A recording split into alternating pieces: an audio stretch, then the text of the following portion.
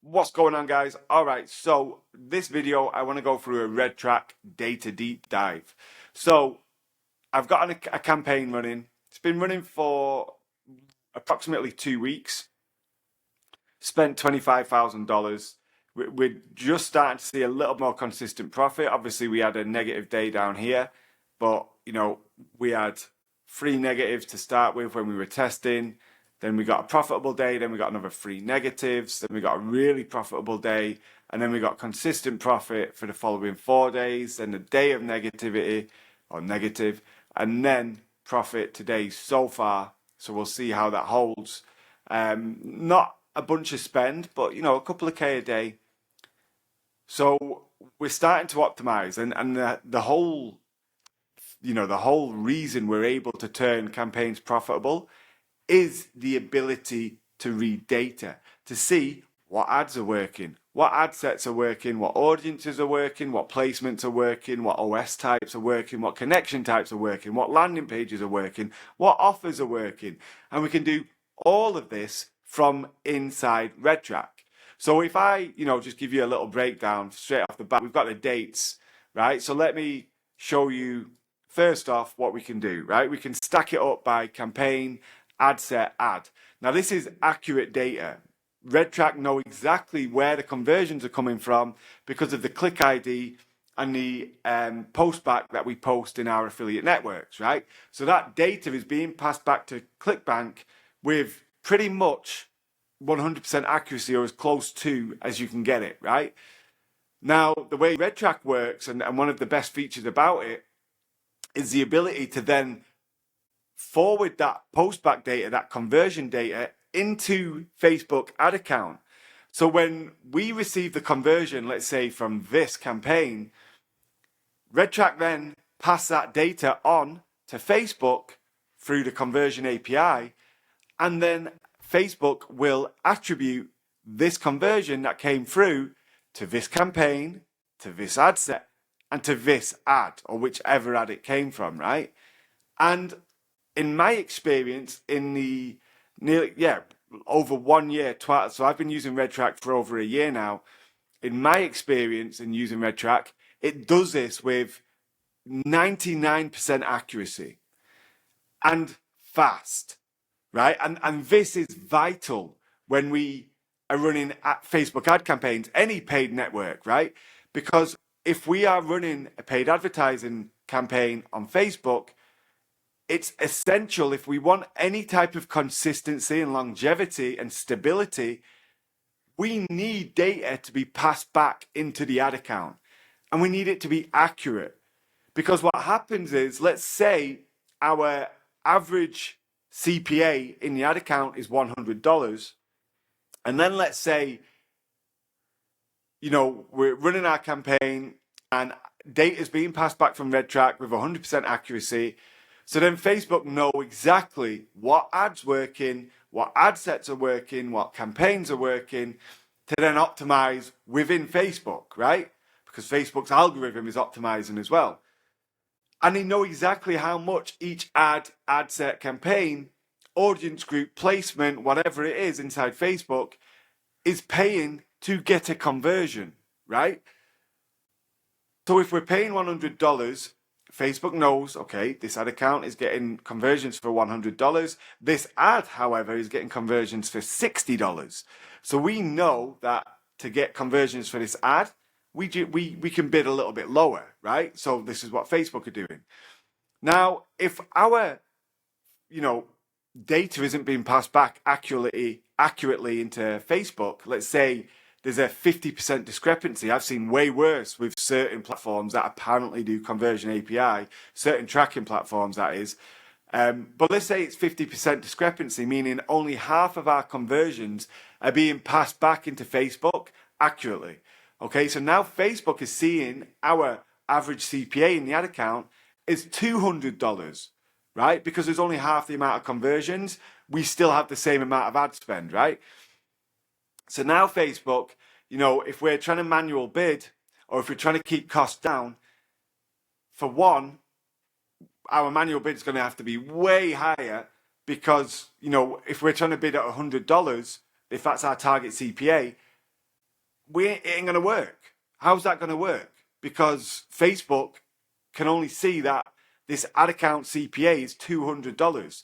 So if we're bidding $100, we're way underbidding. We're just not going to get any traffic, right? We're going to throttle it. Or at some point, it's going to come to a stop or a trickle. So it's paramount that we have data being passed in, okay?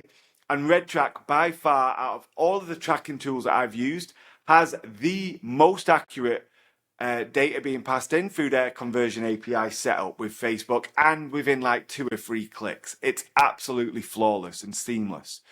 Okay, so we can see like a real deep dive, all right, what's working? Ad, okay, spent 818. We can't see the profit, so let me go and pin. Let's go pin a few stats. So what have we got? Cost. Let's pin cost.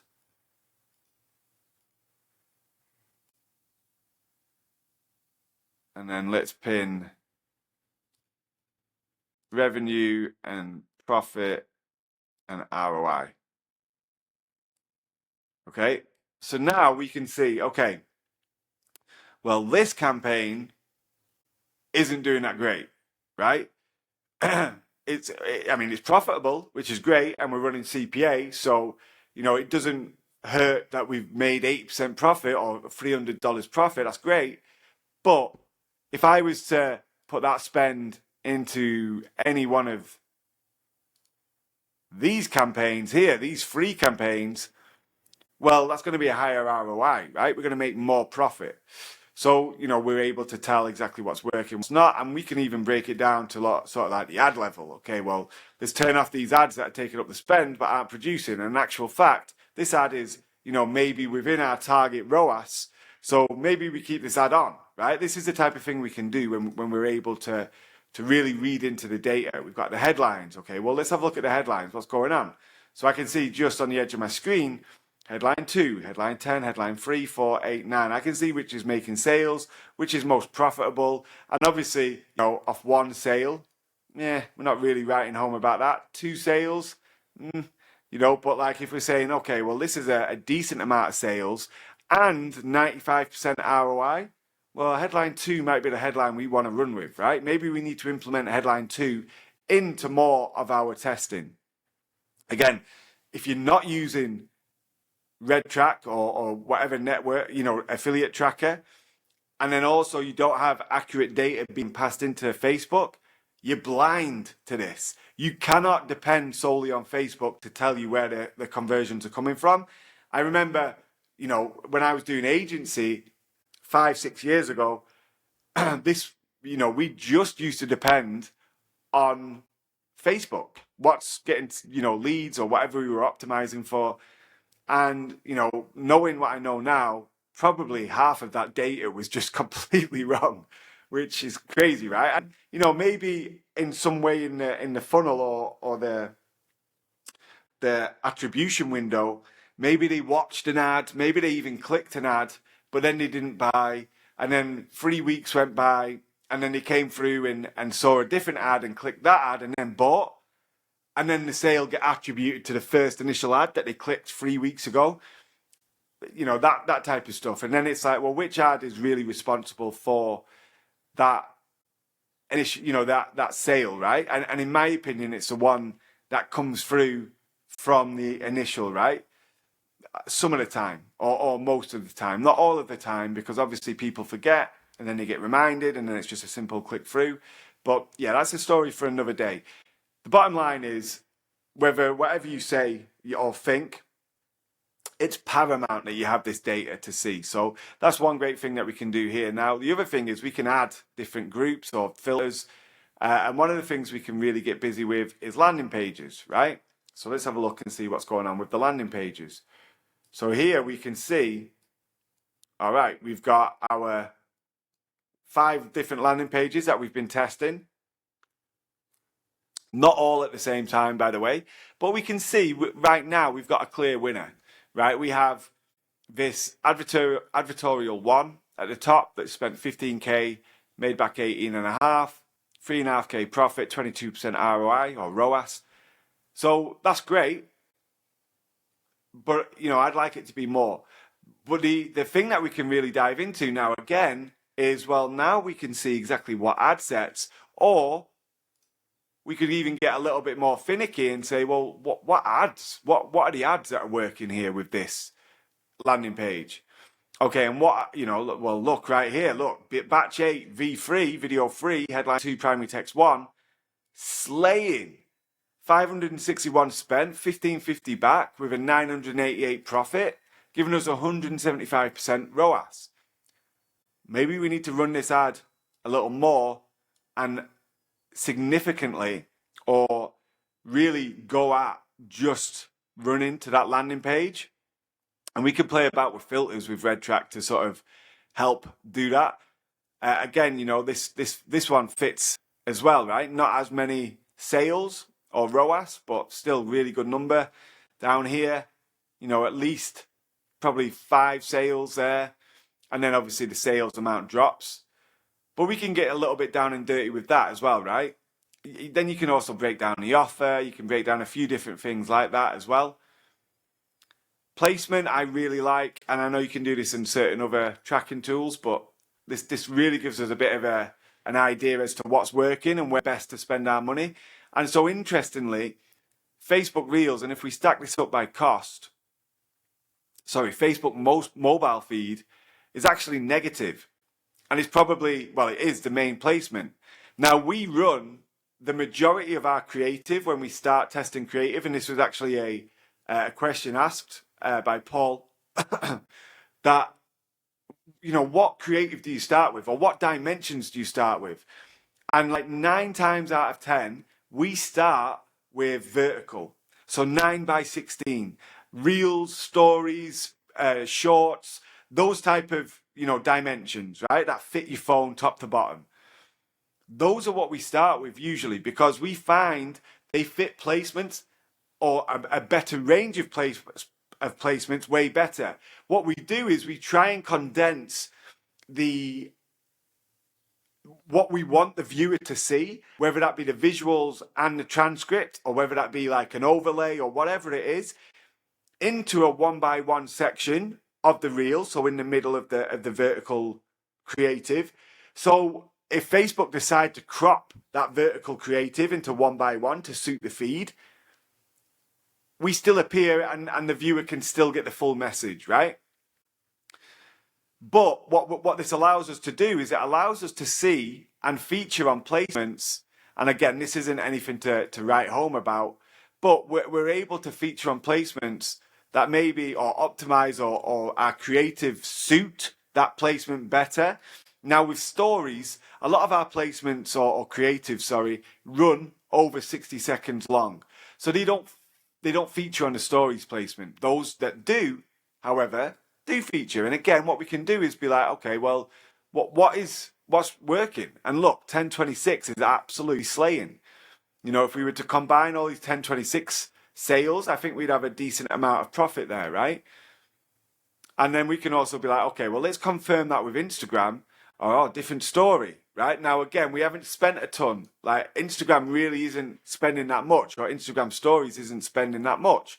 So then it's like, well, do we want to maybe have a campaign which is only hitting Facebook stories and Instagram stories, and ensure that we're only featuring ads, winning ads, by the way, that are under a minute long, based off what we're seeing work here. So I could say, okay, well, 1026, headline 2, primary text 1, let's take that. Let's also try, headline 3, and again, we've only got 1 sale there, so that's maybe not what I'd do. 1017, I see 2 sales here and another sale there. That's 3 sales at super high ROAS. Maybe we take 1017. Now, I also see we've got headline 8 and headline 3. So again, maybe we don't do that, but, I'm just giving you some ideas here, right, as to what I'd be looking at. So that might be something that I choose to do. And in fact, it probably is something that I choose to do. Now, we've also got desktop feed here. So maybe, and look at this, like we have an insane amount of revenue, or not insane, but, this is a substantial amount for us to be like, okay, well, we need to look at this. Let's have a sip of water. But look at the ROAS. Now, here's the thing, and this is why I have not chosen to segment or isolate desktop. I will, but whenever I do, not even 9 times out of 10, 99% of the time, it flops. And that's usually because the CPMs just get jacked. The cost per click goes insanely high, right? Like, as in like $2-3. And then that, even with the conversion rate and high ROAS, $2 to $3 makes it very difficult for us to stay profitable. And we can check that. Look at this cost per click right now. 67 cents. The reason, because we've got desktop in amongst everything else. And for some reason, when we do that, our average cost and our individual cost drops, right? When we group everything together, which is why sometimes I'm hesitant, and I've said this before, I'm hesitant to isolate placements because my cost gets jacked up. My CPMs get jacked up, right? The same will go for stories. When I isolate stories, CPMs get jacked up. Maybe not to the extent of desktop, but definitely I'll see an increase in cost. Now, the same goes for geos, which we'll look at in a minute, locations, countries. When I isolate the US, CPMs are high. Maybe my CPMs are $60, $60 when I just target US alone. However, when I target US, UK, Australia, Canada, Germany, Sweden, blah, blah, blah, blah, right? When I target all of those geos in a group together, and then I break down by country or geo inside Facebook, US CPMs, $35, but still get 90% of the volume. So it can cut the CPMs in half. Does it all the time? No, it doesn't. But I've noticed that happen time and time and time again. Whether it's a 20% decrease or a 50% decrease or a 100% decrease, I've noticed it happen. So, where possible, I want to group things together as much as possible. However, when I see this and then I see this, we've ultimately got 8, 15, 18, $20,000 of spend with, on and off ROAS or profitability. When I see that, I guess that's going to be probably near to break even, $20,000. But when I see that, I think, well, that $20,000 here at 111% ROAS, that's not too shabby, right? So, it makes me want to test it. But like I said, 9 times out of 10, it doesn't work. We'll check and I'll test this. So it'll be a good test to run because it sort of makes sense to try and get as much spend. Now, here's a hack or a tip that we can use. And this is something that we started implementing with this campaign. It just hasn't, the ads haven't been getting that much spend yet.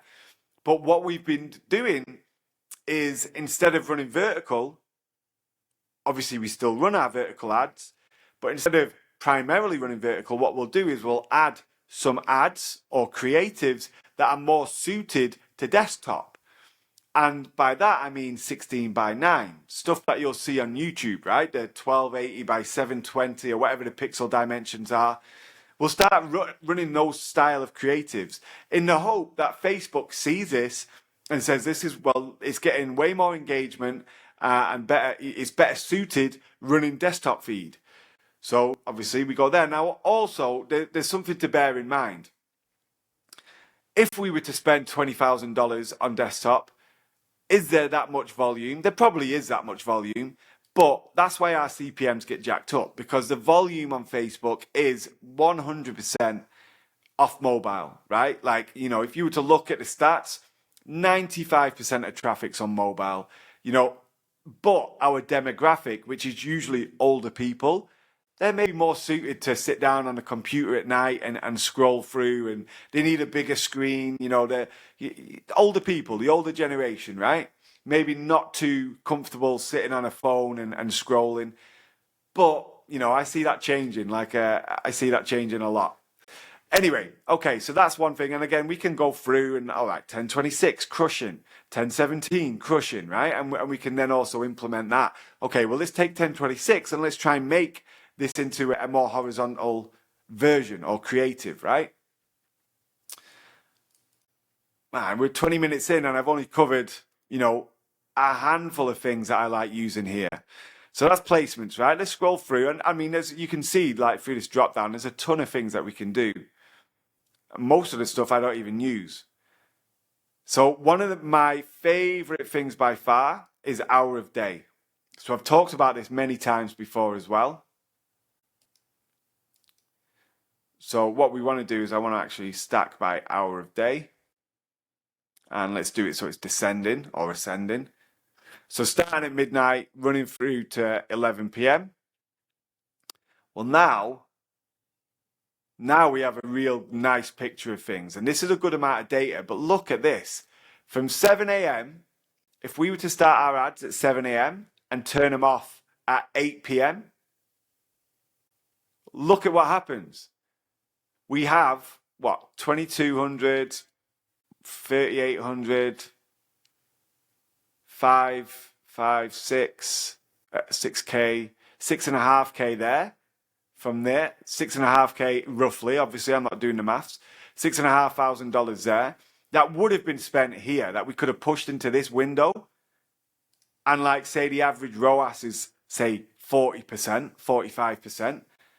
Well, then that, whatever I just said, 6K spent would have been an extra, what, 2,400, 2.5K in profit in this window, giving us, you know, a profit of what, 5K, 5 and a bit K, which would then probably give us a ROAS of 20%. And this is what optimizing, you know, the whole reason of what we do here is we get data. This is what I said before. You know, like, try not to look at, you know, when you're not profitable, try not to look at it as you're losing money. You're investing in data. And I'm sure anyone that's been around paid media has heard that before. We are investing in data. Like, I have spent $25,000 here and I've only just, you know, like, I'm profitable, but only just. So I'm not losing money. So I'm not that bothered. As long as I'm not losing, or, you know, and again, like, that sort of contradicts what I just said, but I'm not, you know, I'm not negative, right? So that's great. Now, if I'd have spent $25,000 and I was minus 20%, then there'd be a problem, right? Because that amount of money, I should start seeing a profit, right? And ideally, I want to start seeing a profit, you know, after $1,000, right? Which is, you know, when I showed you that date, we were stacked up by date. The first 3 days were negative, and we probably spent around $1,500. But then had a profitable day the next day, and that actually took the whole campaign profitable. It recouped what we lost in the first 3 days. Again, lost invested in data, quote, quote, quote, unquote, and I, you know, stuttered there, so sorry, quote, quote, quote. But like, I hope you get the picture, right? And I hope you see why optimizing and gathering data and then being able to dive into the data. Honest to God, if you are not using RedTrack or a tool that can get as down and dirty as RedTrack, you are definitely going to be leaving money on the table. And I know that saying is, you know, way overplayed, but it's very, very true in this scenario. So I really, really do like this. And the way that I run this is, so like 7 o'clock, there's a few options what we can do. We can, option 1, set a campaign to lifetime and then set scheduling. So run ads by schedule. So tick a little box with the schedule and then only run our ad account time zone, because this is what RedTrack shows, is the time is in the ad account time zone. America, Los Angeles. My ad accounts are all on Pacific time zone, which is another point. Try, where possible, you know, to have your ad accounts all on the same time zone. Believe me, it's going to be easy when you are tracking. And also try to have your ad account time zone sync up with your tracking time zone. I can't tell you how important that is and how messy things get when you've got an ad account in Eastern, an ad account in Pacific, an ad account in GMT, an ad account somewhere else, right? It becomes an absolute mess. I like Pacific because, you know, for me, you know, the Facebook headquarters are over in San Francisco, Menlo Park or wherever it is. I just want to be on that time zone, right? Like I see that the algorithm is most likely, if there is any such thing, and I think this was more of a thing, a few years back, where it was like, oh yeah, make sure you add account time zones to Pacific. That's just stuck with me, and I don't know if it's important or not, but I just prefer and keep it as that. Plus, the majority of my traffic's US based, so it just makes sense to be on that time zone, right? Okay, so what I can do here is option one, we set a lifetime budget and we schedule to run 7 a.m. So our ads start at 7. So obviously this is 18%, which isn't great. But for the first hour, people will be clicking the ad and most conversions will happen 45 minutes to an hour after the click. So most conversions are probably going to fall into this 8 o'clock window, right? And then obviously we go on, and obviously we've got like a break even, negative 37%, which, if you were, oh, well, why would you not turn off at 10 o'clock or even 9 o'clock and then turn back on at 1 o'clock?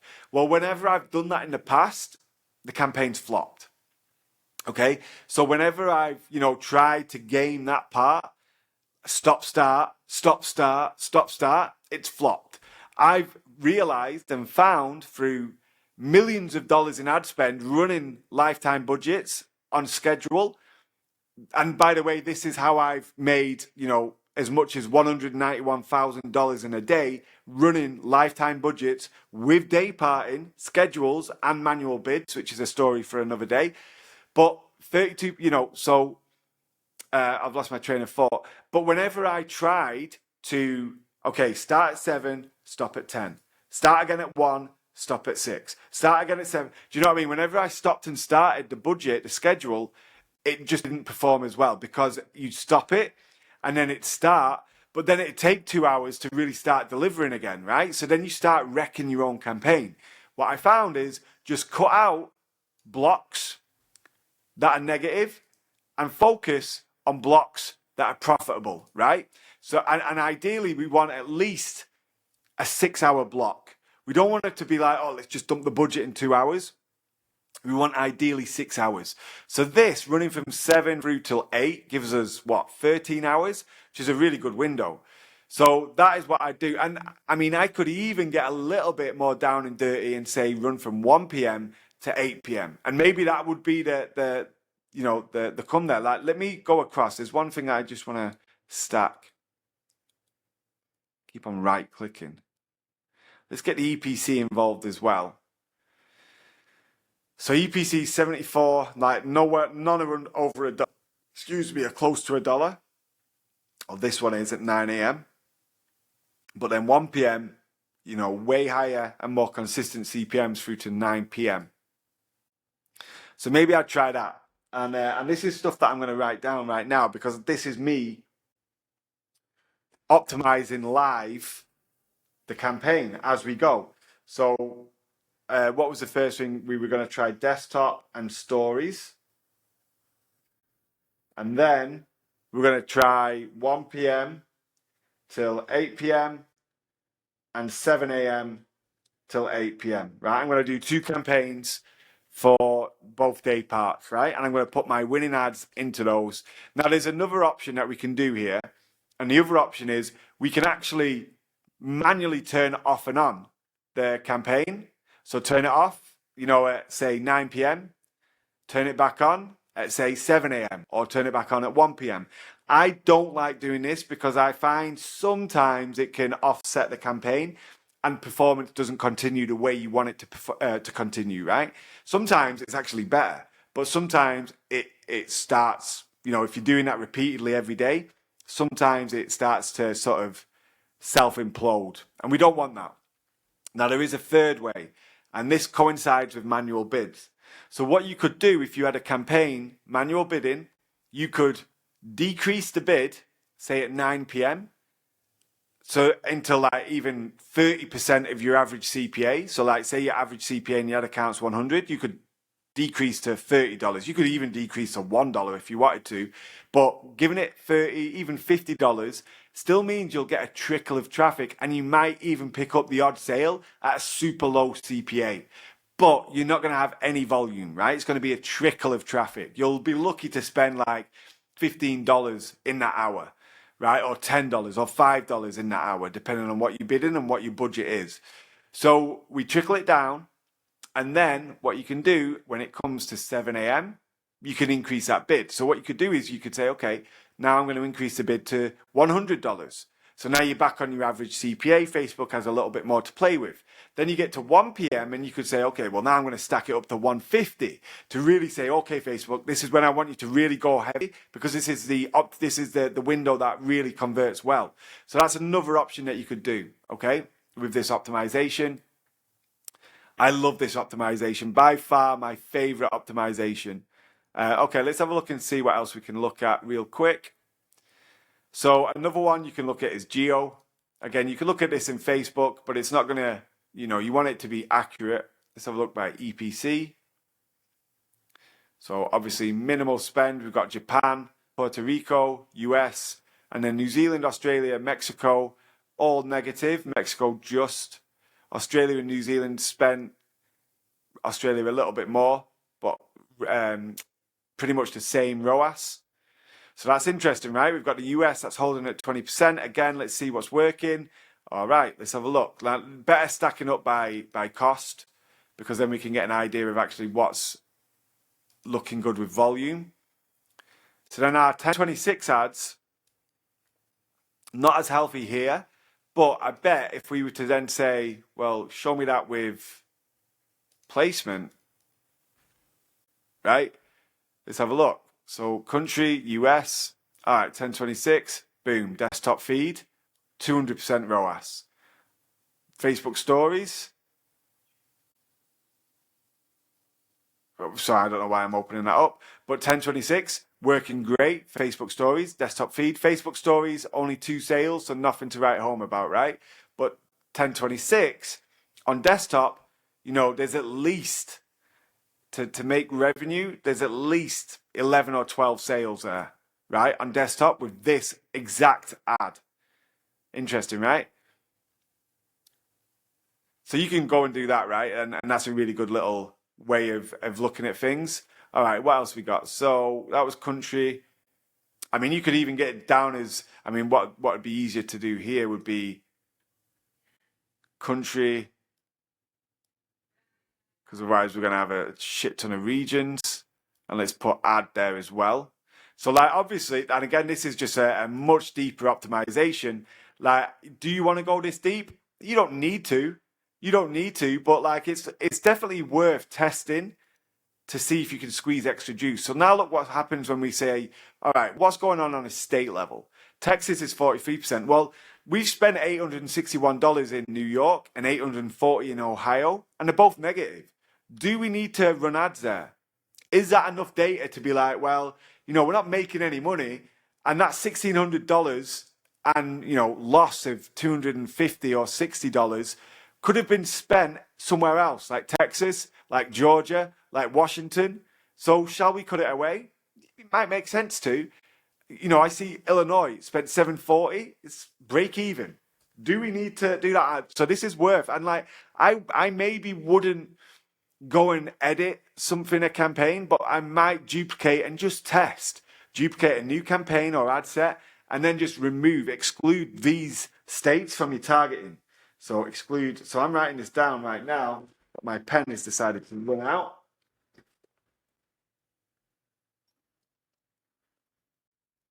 Dig into my briefcase to find my pen. There we go. All right, so I'm going to exclude New York, Ohio, Illinois, Tennessee, VA, Virginia. Look at that. Spent 415. It's made 1 sale. Wisconsin.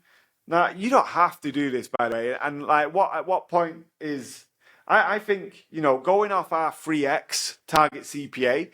So for this particular offer, the target CPA is it 85? So 81.62, about $250. Let's just round it up to $300 to give states enough spend. Indiana, I can see Minnesota, and I can see Alabama. I can see Oregon as well as 275. and Louisiana is 250, right? So there's a few more states there that we can add in. I mean, you could cut all of these out, or what you could do is you could duplicate and then target just the profitable states, right? Florida, California, Texas, New York, always going to be your most volume states. But again, but also what you can do is be like, all right, well, what ads are working? Boom. Okay, I know exactly what ads. So maybe you want to break out, and this might not be, this might be an idea to test. I'm not saying it is. I'm not saying it isn't.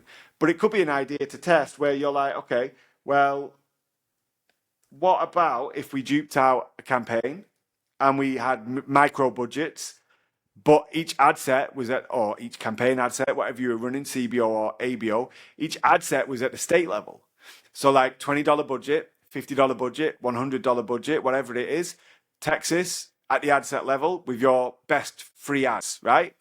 Boom, there we go. All right, well, what's working in California? Okay, different ads, 1017, 1012, right? Batch 8 free. Okay, well, let's try them, right? And again, there's not enough cost to sort of determine that, but you get a picture, right? And then you could say, okay, well, what's working in Florida? 1026, 1026, 1017. Let's go and see if we can really dive in.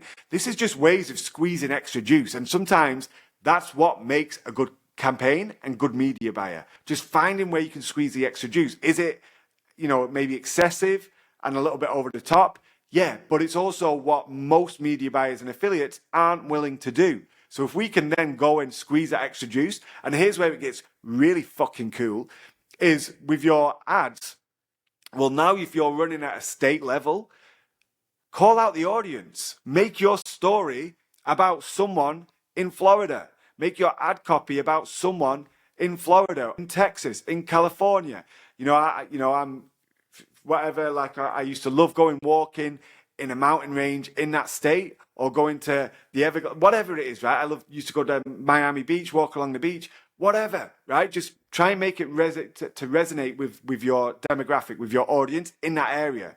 So that's a way and we did this so much in lead gen over the years, and lead gen is probably a great example of it because it still happens in lead gen. They target by state. And it just allows you to really squeeze that juice, make it super relatable to those people in that state. So that's a really good idea as well. So we can test that. Target by state. So what I might do is have a campaign excluding the negative states, and then a campaign which is ad sets targeting our most profitable states with the winning ads. So not a blanket, these are the 3 top winning ads, but each state has its own winning ads, right? So that's what I'm going to try and do. Again, it's going to take work, it'll take time. But again, this is what separates us from the ones that aren't going to make it, right? Or aren't going to squeeze as much juice as we can. All right, let's go and take another look at something else. Let's have a look at device type. We already know what's going to be showing here with desktop. But we might also see tablet performing or underperforming. We might see, so here we go, right? Computer, desktop, we knew this was going to be the case. Just absolutely insane. Tablet, I don't know why I want to scroll across. I want to see spend, but I can see that here. Just above break even, phone just below break even. So we can see now, again, I mean, we've got region selected, which isn't a bad thing either. You could keep that to have a look, but that's maybe going a little bit too intricate. Let's have a look by region, by ad. Boom. So look at this. On phone, 1026, despite being our best ad, we don't have one 1026 ad that I can see that's profitable. Interesting, right? So what's the outcome of that? Let's not spend any money on 1026 running to mobile. Now let's have a look at tablet. All right, tablet's got 1026 doing well. So nothing really showing there that we could take away from that. Computer, 1026. 1026, batch 1, video 26, for some reason is absolutely destroying it on desktop and doing well on tablet. So again, I'm writing down on my notes here, pen and paper, optimize best ads by device. These are all things that we can test, right? And again, that's what makes a good media buyer, is just the ability to really dive in. And so many people don't do this. It's a sin, really. And obviously, in a way, it's good for us because we don't have to deal with, we don't have as much competition that are diving into the depths like we are. OS type, Android, losing money. iOS, okay. iPad OS better. And then Windows and Mac OS, obviously, absolutely slaying. Let's have a look at Android. Okay, so 1026 just really is not resonating. Let's have a look and see if it's different with iOS. Okay, so 1026 is better, but it's not amazing, but it's better, right? All right, so that's interesting. And then let's take another look. And again, you could change ad to something else, right? You could be looking at, well, let's have a look and see if this is maybe down to placement, right? Let's have a look and see if that. And obviously, you could just switch and change however you wanted to do. But okay, Android, oh, well, stories. On the other hand, Facebook stories on Android, well, that's a different story. Huh. Now, I'd like to see the ad here as well.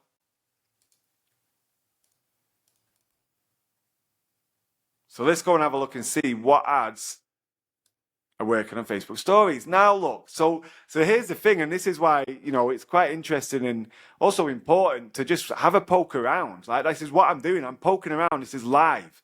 Like, I'm doing this live. This is the first big, deep data dive that I've done on this ad account and campaign because I've got a ton of data now. I've got $25,000 worth of data. I haven't lost or, gone negative with my campaign. So it's been about gather as much data. The more data you have, the more accurate your decisions are, the more accurate your data is, right? So now I'm looking and I can see, right, 1026. Now there's not a bunch of data right here. There's not enough sales to be like, ooh, yeah. But there is 5 sales or 4. There's 2 there. There's 1 here and 1 there. And then there's another one here with 1026 as the creative. 3 of them have headline 2, 1 has headline 3. So now this is like, well, does it make sense to, instead of eradicate Android altogether, just run Android on Facebook stories? We could also argue on Instagram feed. 26 is doing well there as well. So that is not a bad shout either, right? Now I'm running out of space on my optimization notebook. So let's say run Android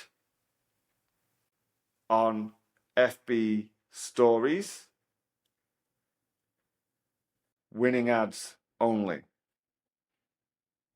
So that'll remind me to come back in here and actually go in and, find these ads so I know exactly which ads to put on. Okay, so that's interesting. Let's have a look and see if iOS is the same. Facebook stories, at least one of the ads. And again, this isn't a lot of data, right? This is only 1 sale. But if Facebook stories is going to perform, then does it make sense to be Android and iOS? I don't know. Maybe I would do that in 2 separate ad sets just so we don't merge the data. And just in case iOS has another $1,000 spent on Facebook stories and no sales, then it obviously wouldn't make sense. There's not enough data to confirm that at just 1 sale. Whereas with Android, Facebook stories has spent $500 and made back $1,100, right? So that is the big optimization there, right? And then obviously we can dive into these. Obviously, we know it's desktop feed. Marketplace has got 1 sale. Desktop feed. Okay, so we know audience network is AN, by the way, which interestingly has a sale for each. Okay, so let's try and wrap this up pretty soon because it's touching 45 minutes. You could get, I'm not going to go into too much, but you could add in one thing you could do here, and what you can also target is be like, all right, well, is there a particular version in Android that's just sucking up all the money and not converting? There is, right? Like Android 14 is spending a heck of a lot. And obviously it's the most recent, but it's not getting sales, right? And it's only Android Unknown that's looking pretty decent, to be fair. It's not something that I really go into too much. I don't really bother with the version. It's a little bit like there is certain traffic sources excuse me, I've got the hiccups. There's maybe other traffic sources that you'd potentially go into for this, like adult traffic, pop traffic, more, consistent with results, whereas Facebook's a little bit more wobbly in that sense. When I've ever tried doing that, it's been a couple of years since I've gone as deep as versions or OS versions. Makes sense if your top ones are working though. If the ones that are getting the most volume, like the most recent versions, Android 14 or whatever it was, if that's getting volume and also getting good results, then it makes sense to sort of, isolate that if you're wasting money in other places. One more thing that we'll look at is there's no point in looking at browsers because you can't target browsers in Facebook, or at least, up until recently you can't, last time I checked. But connection type you can. You can turn on Wi-Fi only. So this is also quite another important one. And then look at that. We've got cable, which is already getting the most volume. So it's already like Facebook is allocating the spend there. But look at we've still got that selected. But yeah, it kind of makes sense that maybe we push more cable. And so we turn on Wi-Fi. So these are all optimizations we can do. Anyway, there is Data Deep Dive. Hopefully that's provided value. There are more things you can look at here, but it comes to a matter of time. We could spend hours in here looking at all the different ways you could stack this filter with that filter, with this other filter to really dive into the data deep. I'm going to leave that up for you to do that.